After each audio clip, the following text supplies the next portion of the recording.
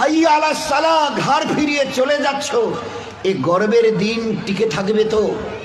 You will be very proud for this that I am a very young and study. এটা ঠিক থাকবে তো? তোমার এই জওয়ানিকে তুমি ধরে রাখতে পারবে তো? তোমার এই জওয়ানি ঢলবে না তো? ভালো করে ইয়াদ করো, আমি তোমার বড় মেহেরবান আল্লাহ তোমাকে বলছি, একটু ঝুঁকতে শেখো। কি আছে তোমার কাছে গর্ব করার মতো? একটা জিনিস আমাকে দেখিয়ে দাও। আল্লাহ দেখিয়ে দিয়েছে তোমার কাছে তিনটে আছে, তিনটি। কি কি? এক, পায়ের নখ থেকে মাথার চুল পর্যন্ত নাপাক ছাড়া আর পাক বলে কোনো কিছু নেই তোমার কাছে। দেখাও একটা জায়গায়, এই জায়গাটা পাক আছে, বদবু ছাড়া খুশবু বের হয়, দেখাও। পুরুষ হওয়ার মেয়ে ছেলে, দেখাও না। খুলিকাল ইনসানু মিন নুতফা। আমি আল্লাহ জিজ্ঞাসা করছি, তোমার পরিচয়টা আমাকে শোনাবে। পরিচয়টা কি আছে আমাদের কাছে ওই পরিচয় ছাড়া? Few back days we everybody were of a drop of a dirty fluid, nothing else. আমরা সবাই, আল্লাহ আমাদের পরিচয় জানতে চাইছেন।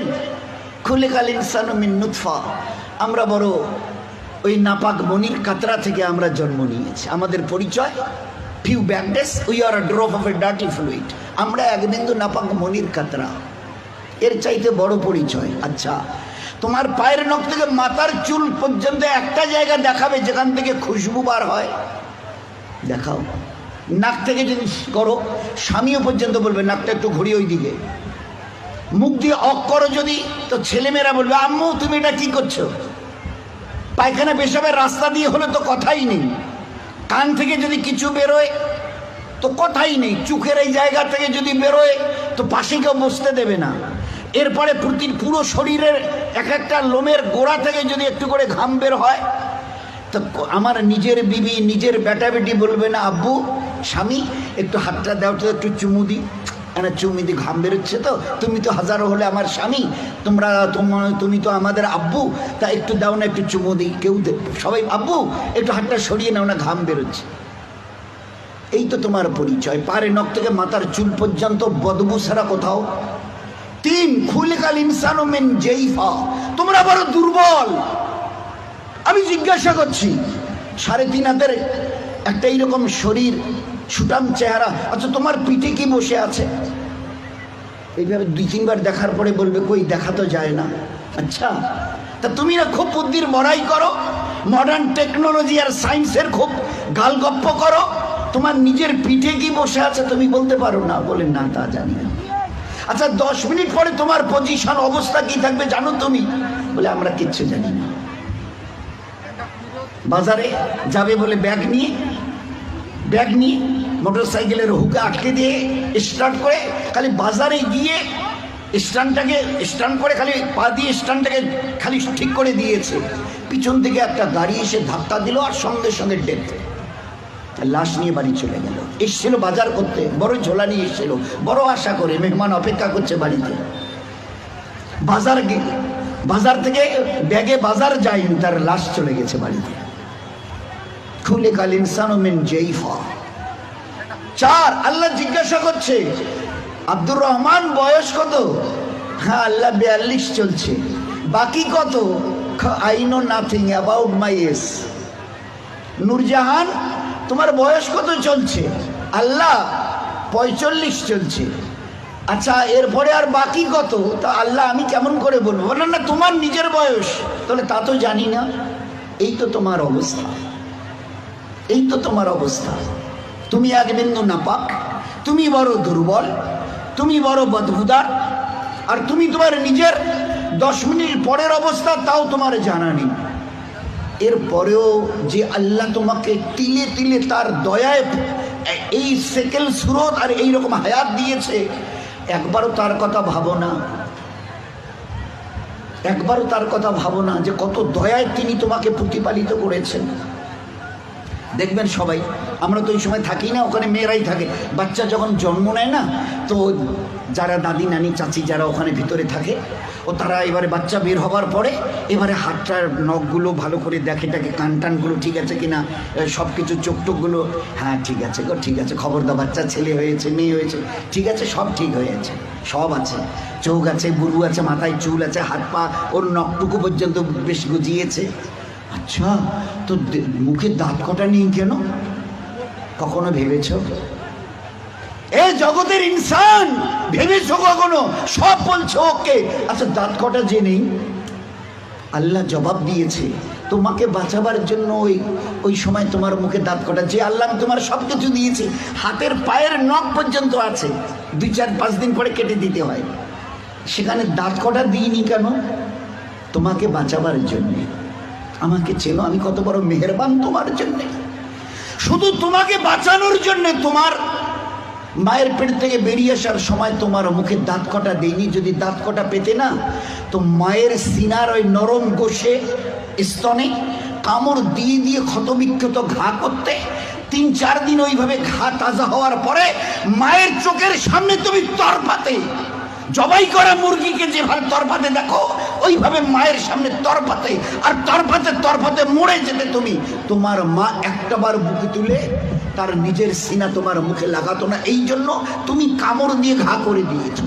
আমি বাঁচাবার জন্যে সব কিছু তোমার মায়ের পেটে বানিয়েছি, পুরো ফিগারের যা কিছু প্রয়োজন, each and everything has been given from myself, শুধুমাত্র except your teeth, তোমার দাঁত বাদ দিয়ে, যেখানে আমি তোমাকে আমার দয়ায় বাঁচাতে চাইছিলাম, ওই জন্য দাঁত কটা দিনই, নয়তো মায়ের স্তনকে কেটে ছিন্ন বিচ্ছিন্ন করতে, মায়ের চোখের সামনে তরপাতে তরপাতে তুমি মরে যেতে।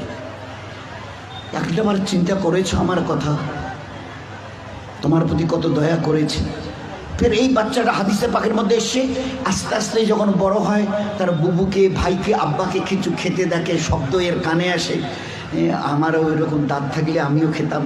আল্লাহ বলে, হাদিসে পাকের কথা বলছে, আল্লাহ বলে তুই একটু সবর কর, সবর কর, কারণ এখন তোর অতটা হুশ আওয়াজ হয়নি, এখনই যদি দাঁত দিয়ে মায়ের স্থানে কাপড় দিবি, একটু সবর কর, এই 7-8 মাস 9 মাস 10 মাস হোক না, একটু যখন, তারপরে আমি দাঁত দেবো। গোস্তের ওই নরম জায়গা থেকে আস্তে করে বাবা মা সব খুশি, আম্মা তোমার নাতির দাঁত গজিয়েছে শুনেছ? আচ্ছা, 2টো দাঁত গজিয়েছে, তো উঠতে দেখে সবাই খুশি। আচ্ছা, কখনো ভেবেছ এই দাঁতটা বাড়তে বাড়তে এই পর্যন্ত বারবার পরে আর বাড়ে না? Why? What is the reason of it? Who will give the answer? Who will give the answer? Anybody else of this world? আছে কেউ দুনিয়াওয়ালা, ও মডার্ন সায়েন্স মডার্ন টেকনোলজিওয়ালা, এই দাঁতকে গজাতে থেকে খুশি হয়েছো? বাড়তে বাড়তে এই পর্যন্ত বেড়ে গেছে, তারপরে আর বাড়ে না। কোন দুনিয়ার মডার্ন টেকনোলজি এর পিছনে কাজ করেছে বলো? বলো না।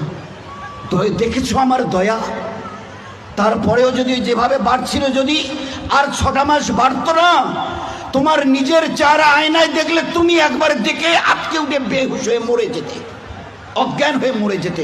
কি বিকট চেহারা! নিচের দাঁতগুলো বেড়ে গিয়ে এইরকম, উপরের দাঁতগুলো বেড়ে গিয়ে এইরকম হতো তোমার চেহারাটা, বিকট একটা চেহারা হতো। আমি ওটাকে কন্ট্রোল করেছি।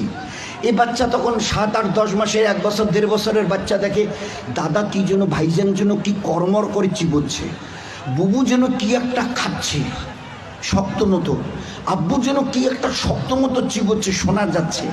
আসমান থেকে আওয়াজ আসে, তুই একটু সবর কর না, তোকে হালকা জিনিস খাওয়াবার জন্য যে দাঁতটা এখন দিয়েছে ওটার নাম হচ্ছে দুধ দাঁত, এর ক্যাপাসিটি কম, হালকা জিনিস চিবোতে পারবি, শক্ত জিনিস চিবোলে না ও দাঁত ভেঙে যাবে, তো তুই একটু সবর কর। ফের কদিন পরে একটা করে নড়া শুরু করে, আম্মু এ দাঁতটা নড়ছে, ফের একটা একটা করে 32 টাকা আমি ট্রান্সফার করি, ফের ওখান থেকে গজানো শুরু করি। এইবারে তুমি নিজের দাঁত দিয়ে যত শক্ত হাড় হোক, পেয়ারা হোক, যা কিছু মন চায় খুব কর্মড়িয়ে চিবিয়ে খাও, কোনো অসুবিধা হবে না। এত বড় দয়ার দান দেখেও তুমি একটাবার আমার সামনে ঝুঁকাবে না? আচ্ছা, আমার কাছে তোমাকে ফিরে আসতে হবে না? বলো বলো যে ফিরবে না, ফিরবে না। আজ তুমি আস্তিন গোটাও, লাল চোখ দেখাও, আমার জমিনে দর্প ভরে পা রেখে চলো। আচ্ছা, তোমার কি মনে হয় তুমি আমার সঙ্গে মোকাবেলায় আসবে? আসবে? তোমাকে সেজদা করতে না, না, ওসব আমাদের দ্বারা হবে না। হয় হয় হয়, কি আছে তোমার কাছে গর্ব করার মতো? আর আমার সঙ্গে তুমি পাল্লা দেবে, মোকাবেলায় আসবে, কি আছে তোমার কাছে বলো না? এই মাস আজকের যেটা ফুলছে মাসল, এটাকে না আর এইদিকে ঝোলা মানে ফুলাতে পারবে না। শত চেষ্টা যদি করো তো উপরের দিকে নয় নিচের দিকে ঝুলে থাকবে। যে দাঁত আজকে কর্মড়িয়ে অন্যের দিকে লাল চোখ করে তাকাও, এই চোখ আজ বাদে কাল ঝাপসা হবে। এ দাঁত তোমার কাছ থেকে তোমাকে জিজ্ঞাসা না করে বিদায় নেবে। এ কালো চুল তোমাকে না বলে সাদা হবে। এ শক্ত বডির মাসল এ তোমাকে না জিজ্ঞাসা করে গোশত আস্তে আস্তে চামড়া ঝুলে থাকা শুরু হবে। আমার কাছে কি তোমার কাছে আছে মোকাবেলা করার মতো? কিছুই আমি করব না, শুধু তোমার বয়সটুকুকে একটু যদি বাড়িয়ে দিই। ও আম্মেরহু নুনাক্কিসহু ফিল খালক, মায়ের পেট থেকে বের হয়ে যেভাবে মুখ থুবড়ে পড়েছিলে, নিজের পায়খানা নিজের হাতে ওইভাবে ছেনিয়ে নিজের মুখে দিয়েছিলে না, আমাকে তুমি কি দেখতে চাও? একটু যদি হায়াতটুকু বাড়িয়ে দিই, মুখ থুবড়ে পড়ে থাকতে হবে। পাশ দিয়ে কেউ হেঁটে যেতে রাজি হবে না, কারণ দেখলেই বলবে কেউ আমি একটু বাথরুম যাবো, আমার একটু হাতটা ধরে তুলে দাও তো। কেন কি তোমার ওই পিছনের দিন কটা মাসেল ফুলানো, লাল চোখ করা, জমিনে দর্প ভরে চলার ওই দিনগুলো কোথায় গেল আমি জানতে চাইছি, বলো না? আমি কিচ্ছু করবো না। একটা হাতি যদি এসে মশাকে বলে আরে তুই নাকি আমার সঙ্গে নাকি পাল্লা দিবি, তা আমি তো চিন্তা করে কুল পাচ্ছি না, তোকে যে মারবো কোথায় মারবো? আচ্ছা, একটা হাতি যদি মশাকে মারতে চায় কোথায় লাদ মারবে বলেন তো? তো আল্লাহ যদি আমাদের মতো 3 হাতের একটা কমজোর নাপাক ইনসানকে আল্লাহ যদি টোকা দিতে চায়, তো আল্লাহ কি তোর কোথায় টোকা দেবো বলতো? আমি আল্লাহ শত আসমান জমিনকে একদিন আমি আমার হাতের তালুতে নেব। লিল্লাহিল ওয়াহিদিল কাহার, শত আসমান ও জমিনকে আমি একদিন আমার হাতের তালুতে। ও আল্লাহ কত বড়! আর ওই আল্লাহর মোকাবেলায় যদি আমি আসি তো আল্লাহ কি বলবে? ওই হাতির মতো মশাটাকে যদি বলে আরে তোরে আমি কোথায় ধরি আর কোথায় মারি বলতো? আর এই মশা যদি দ্বন্দ্ব নেয়, হ্যাঁ হ্যাঁ আসেন না, হোক মোকাবেলা হয়ে যাবে। তো বলেন আজকের খুব চিন্তা করি, আমি যদি হায়াতটুকু বাড়িয়ে দিয়ে মুখ থুবড়ে পড়ে থাকবে আর নিজের হাতে পায়খানা ছানবে, পাশ দিয়ে কেউ যেতে রাজি হবে না। ওই দেখলেই ডাকবে আইসুতে মুখানা ধরো তো না, বাথরুম না বসি তোলো তো। কেন তোমার ওই দিনগুলো কোথায় গেল? এইরকম বুক ঠুকা দিনগুলো তোমার কোথায় গেল? দোস্ত, ও দিন আসবে, ফের দুনিয়া থেকে বিদায় নিয়ে খোদার কাছে ফিরে যেতে হবে। আল্লাহ কুল্লু নাফসিন যায়কাতুল মাউত সুম্মা ইলাইনা তুরজাউন। কে আছো দুনিয়ায়? ঝুপড়িওয়ালার কুরসিওয়ালা কে আছো যে আমার কাছে আসবে না?